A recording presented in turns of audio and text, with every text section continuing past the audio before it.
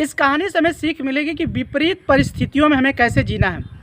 एक बार की बात होती है कि एक राजा दो कैदियों को फांसी की सज़ा सुनाते हैं। अब फांसी की सज़ा सुनने के बाद उसमें से एक कैदी जानता है कि राजा को जो है ना घोड़े बहुत ज़्यादा पसंद है। अब इसका वो फ़ायदा उठाता है और राजा से एक अपील कराता है कि राजा जी, अगर मुझे 1 साल का मौका मिला तो मैं आपके जो घोड़ा है उसको मैं उड़ना सिखा दूंगा। अब ऐसा जैसे ही राजा सुनता है तो उसको ये लगता है कि मैं पूरी दुनिया में पहला और इकलौता राजा होऊंगा कि जिसके पास उड़ने वाला घोड़ा होगा। ऐसा सुनने के बाद वह इस अपील को जो है एक्सेप्ट कर लेता है।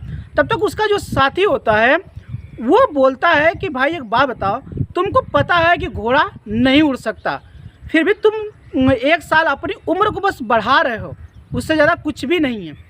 तो दूसरा जो व्यक्ति होता है जो जिसको फांसी लगने वाली होती है वो बोलता है कि नहीं, मैं अपनी उम्र को नहीं बढ़ा रहा हूँ, मैं बस अपने ज़िंदगी की जो स्वतंत्रता को 4 मौके दे रहा हूँ, जिसमें से पहला ये है कि इन 1 साल के अंदर में शायद राजा मर सकता है, या फिर दूसरा यह है कि मैं मर सकता हूँ, या तीसरा यह है यह घोड़ा मर सकता है, चौथा यह है कि इन 1 सालों के अंदर में शायद मैं इसे उड़ना भी सिखा सकता हूँ।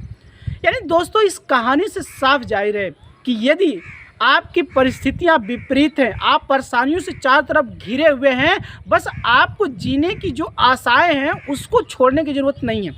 बस जीने की जो आशाएं हैं वो सकारात्मक तौर पर बना के रखना, क्योंकि कहते हैं ना कि जो परेशानियों को जो दर्द है ना हर एक इंसान के पास बराबर है, लेकिन उसको सहने की जो क्षमताएं हैं, जो उसको संघर्ष झेलने की जो क्षमताएं हैं, सबके पास अपनी अपनी एक क्राइटेरिया है।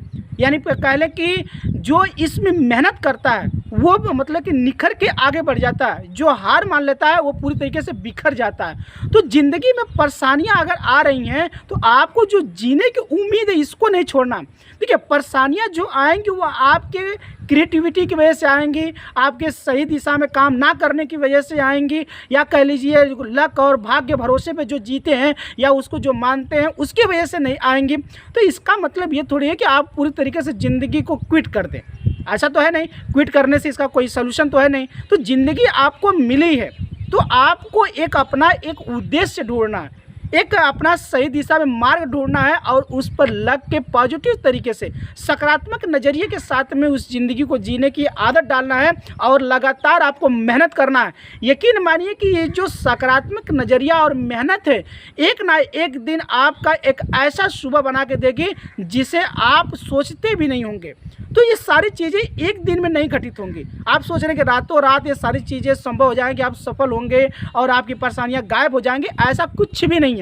बस आपको लगातार पॉजिटिव दिशा में मेहनत करने की ज़रूरत है, सही दिशा में लोगों के साथ में सही चीज़ें सीख के सही काम करने की ज़रूरत है। एक ना एक दिन ऐसा सुबह होगा जो आपकी खुशियों का सुबह होगा मेरे दोस्तों।